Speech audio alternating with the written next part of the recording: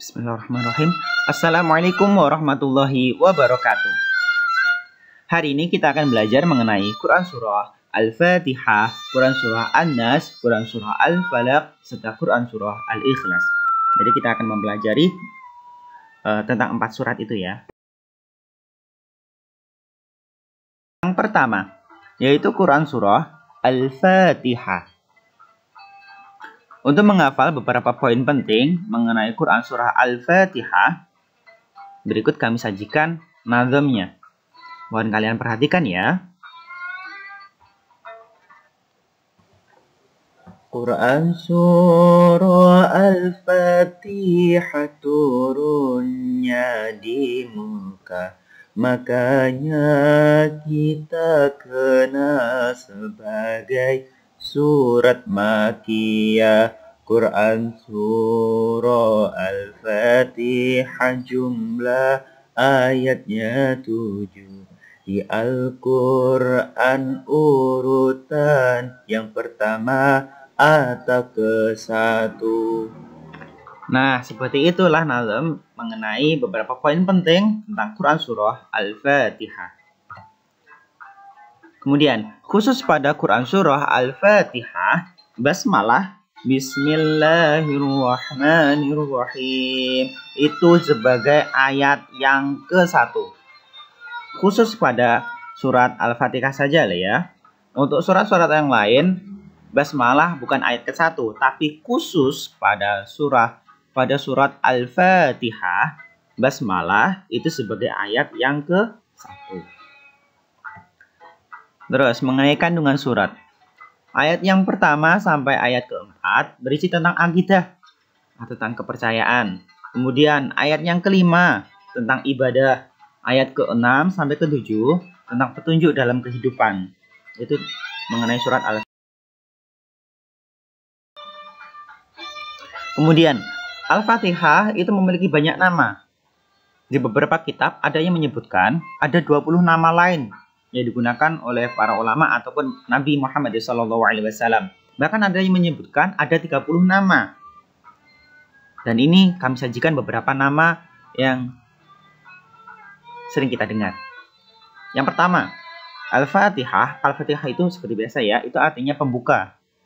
Kemudian Ummul Kitab. Ummul Kitab artinya induk atau inti kitab. Ada Ummul Quran, induk atau inti Al-Quran. Kemudian As-Sab'ul Matsani, 7 ayat yang berulang. Kenapa disebut 7 ayat berulang? Karena Al-Fatihah itu berjumlah 7 ayat yang dibaca banyak kali, bahkan 17 kali dalam satu hari. Saat kapan? Saat sholat. Saat sholat pasti setiap rakaat baca Al-Fatihah. Makanya minimal dalam satu hari itu dibaca 17 kali. Makanya disebut As-Sab'ul Matsani, 7 yang berulang. Kemudian ada lagi As-Safiyah, artinya penyembuh. Ada As-Sifa, artinya obat atau penawar. Ada Ar-Ruqyah, artinya mantra. Ada Al-Wafiyah, artinya memadai. Ada Al-Kafiyah, artinya mencukupi. Ada Al-Asas, artinya dasar.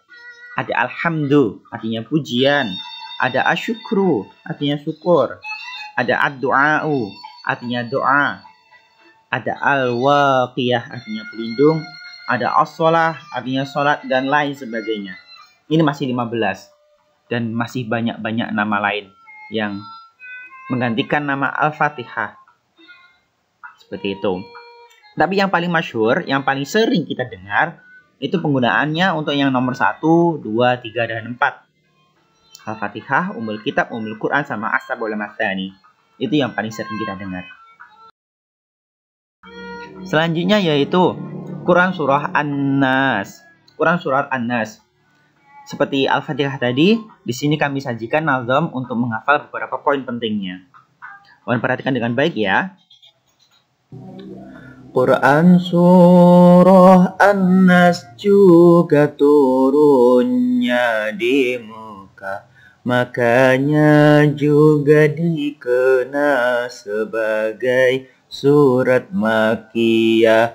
Quran Surah An-Nas jumlah ayat ada 6. Di Al-Quran urutan ke-114. Nah, seperti itu. Itu beberapa poin penting mengenai Quran surah An-Nas. Surat An-Nas itu surat yang paling terakhir dalam Al-Quran, yaitu surat ke-114. Itu kalau kalian mau cek di dalam Al-Quran, surat An-Nas itu di halaman yang paling belakang. Jadi surat yang paling udah, yang paling terakhir itu surat An-Nas.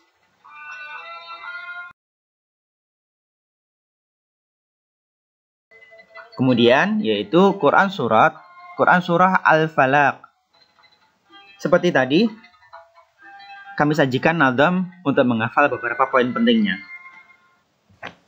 Quran surah Al-Falaq juga turun di Mekah, makanya juga dikenal sebagai surat Makkiyah. Quran surah Al-Falaq jumlah ayatnya 5. Di Al-Quran urutan ke-113. Nah, seperti itu. Jadi kalau yang An-Nas tadi surat ke-114, kalau Al-Falaq itu surat ke-113.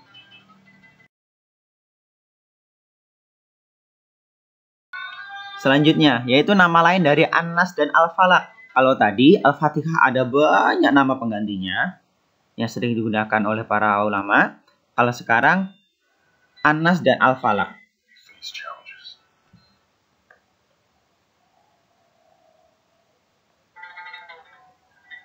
An-Nas sama Al-Falaq. Ini ada nama penggantinya, yaitu keduanya disebut sebagai Al-Mu'awwidzatain atau dua pelindung. Maksudnya gimana? Kalau An-Nas, di dalam An-Nas itu ayat ke-2 sampai ke-5 itu intinya agar kita terhindar dari 4 kejahatan zahir atau kejahatan lahir atau kejahatan fisik. Itu terdapat pada ayat ke-2 sampai ke-5. Ingin bebas dari penyihir, ingin bebas dari kejahatan malam, dan sebagainya, ada 4. Kemudian di dalam surah Al-Falaq, dalam surat Al-Falaq itu kita juga berdoa agar terhindar dari satu jenis kejahatan batin, yaitu bisikan setan.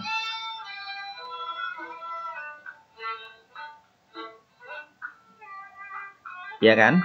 Ya, jadi agar terbebas dari bisikan setan.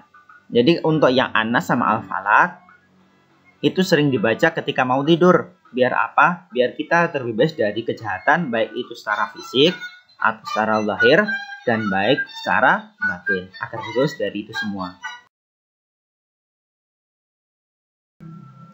Selanjutnya yaitu Quran surah Al-Ikhlas. Seperti yang tadi juga, untuk menghafalnya kami sajikan beberapa untuk menghafal beberapa poin, kami sajikan nazamnya. Kira-kira seperti ini. Quran surah Al-Ikhlas juga turun di Mekah, makanya juga dikenal sebagai surat Makkiyah. Quran surah Al-Ikhlas jumlah ayatnya 4. Di Al-Quran urutan ke-112. Nah, seperti itu ya. Jadi kalau An-Nas tadi 114, Al-Falaq itu 113, dan Al-Ikhlas itu surat ke-112. Masih urut ya, seperti itu. Untuk kalau Al-Fatihah tadi ada nama lain banyak. An-Nas sama Al-Falaq ada nama penggantinya Al-Mu'awwidzatain. Al-Ikhlas, kalau Al-Ikhlas itu nggak ada ya nama penggantinya. Palingan cuman kita kenal ada Kulhu. Nah, Kulhu itu Al-Ikhlas. Berawal dari Qul huwallahu ahad. Jadi Kulhu ele. Nah, seperti itu. Itu nama penggantinya dari Al-Ikhlas.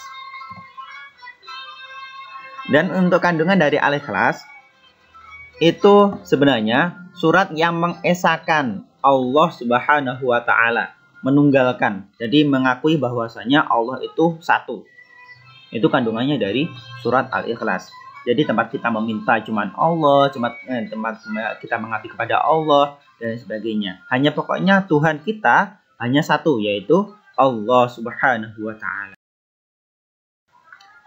Mungkin cukup itu saja yang dapat saya sampaikan pada hari ini. Semoga bermanfaat untuk kita semua.